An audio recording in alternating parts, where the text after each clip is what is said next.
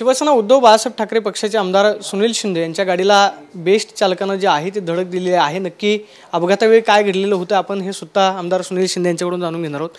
Sir, तुम्ही कोणत्या कामाच्या निमित्तानं गेलेलं होतात आणि हा सगळा प्रकार जो आहे तो कसा घडला, नक्की धडक कोणी दिली? आमच्या खेड गल्ली येथे आमची शिवसेना शाखा आहे आणि त्या शाखेमध्ये आज बाळासाहेबांच्या जयंतीनिमित्ताने काही कार्यक्रम घेतले होते। त्या कार्यक्रमासाठी मी तिथे सकाळी गेलो होतो।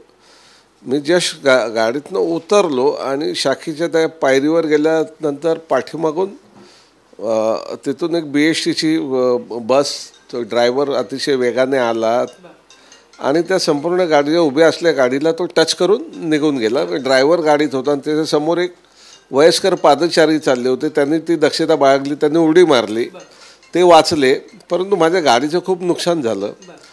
गाडीत एकतर असं आहे की हा रस्ता दोन्ही बाजूला तिथे गाड्या पार्क केलेल्या होत्या आणि त्या ठिकाणी त्या वेगावरती मर्यादा खरी असायला पाहिजे की त्या रोडला किती वेगाने गाड्या जायला पाहिजे, परंतु आता नवीन कॉन्ट्रॅक्ट वर्कर आहेत, कॉन्ट्रॅक्टच्या बसेस आहेत, ते कोणाला जुमानत नाही। आणि मग कारण मला मग ह्या घटनेनंतर कळलं की त्या तिथे शाखेच्या बाहेर आमचा एक शिवसैनिक उभा होता 5 महिन्यापूर्वी, त्यालाही असंच BSTच्या गाडीने त्याच्यामुळे त्या रोडला खरं BST आता मी अधिकारी आल्यानंतर सांगितलं, पोलिसांनी सांगितलं की या सगळ्यावर कुठेतरी कंट्रोल व्हायला पाहिजे ना, किती स्पीडने ह्या रोडला गाडी गेली पाहिजे, कारण प्रचंड प्रमाणावर रहदारी आहे। अलीकडेच कोर्ल्यासारख्या विभागात मोठी घटना घडलेली आहे। BSTच्या सगळ्या लोकांकडून काही शेवटी आता मी पण एक वेळ BSTचा चेअरमन राहिलेलो आहे। अलीकडच्या काळामध्ये ह्या सगळ्या गोष्टीवर कुठेतरी नियंत्रण नाही आहे, प्रशासनाचं पण नाही आहे आणि मग थोडासा धाक कमी झालेला आहे। जो स्पीड हायवे किंवा मोठ्या रस्त्यावर पाहिजे त्या स्पीडने तुम्ही छोट्या रस्त्यावर गाड्या चालवल्यात, मग अशा तऱ्हेने दुर्दैवाने अपघात होतच राहणार आहेत। तुम्ही असं म्हणलात की म्हणजे गाडी उभी होती, तुम्ही गाडीतून उतरलेला होतात, मात्र पुढे एक वयोवृद्ध होते की ज्यांनी उडी टाकली, जर कदाचित ते कंट्रोल झालं नसतं तर मग एखादी दुर्दैवाने त्यांनाही अपघाताला बळी जावं लागलं असतं, पण त्यांनी दक्षता बाळगली।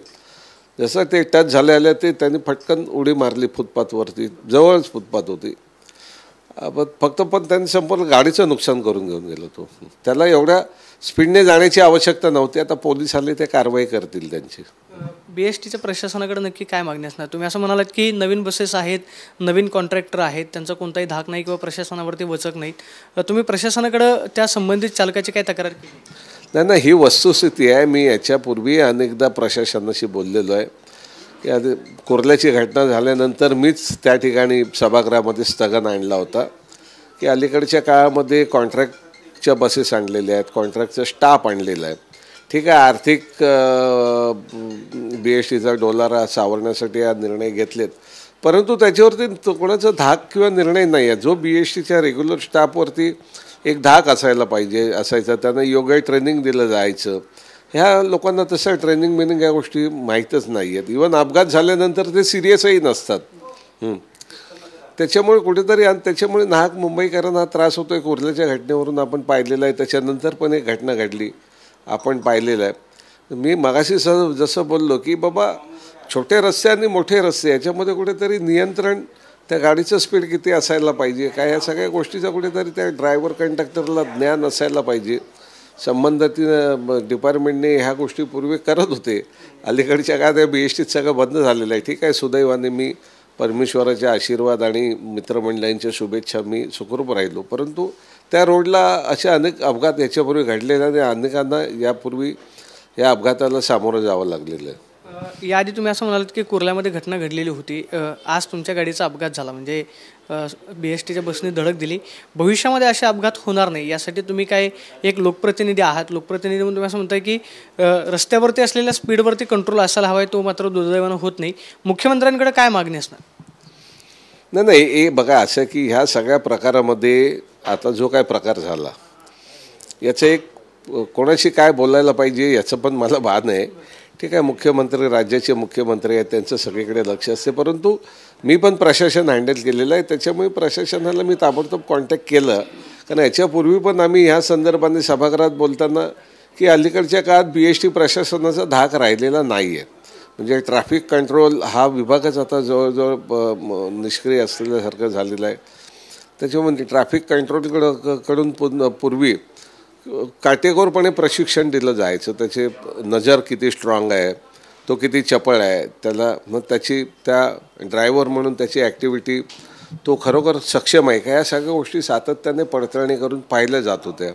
अलीकडच्या काळात आर्थिक स्थितीमुळे BST कमकुवत झालेली आहे आणि मग उपाय म्हणून प्रायव्हेट बसेस आणल्या, प्रायव्हेट कॉन्ट्रॅक्टर आणले, त्यांचे मग कर्मचारी. पण ते खरोखर त्या दृष्टीने प्रशिक्षित आहेत का, खरोखर ते सक्षम आहेत का, याच्याकडे कोण बघत नाही. आणि दुर्दैवाने त्यामुळे अलीकडच्या काळामध्ये BSTचे अपघात वाढलेले हे आम्ही वारंवार प्रशासनाच्या नजरेस आणून दिलेलं आहे.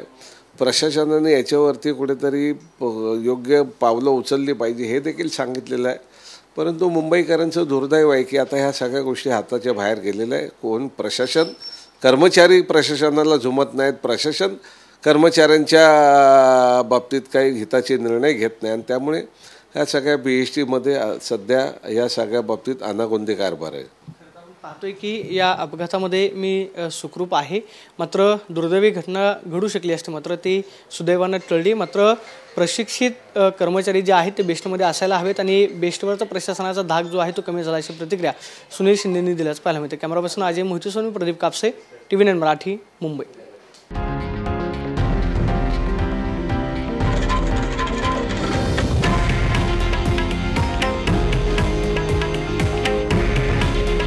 हे आहे देशातील नंबर 1 न्यूज नेटवर्क आणि आपण पाहत आहात TV9 मराठी.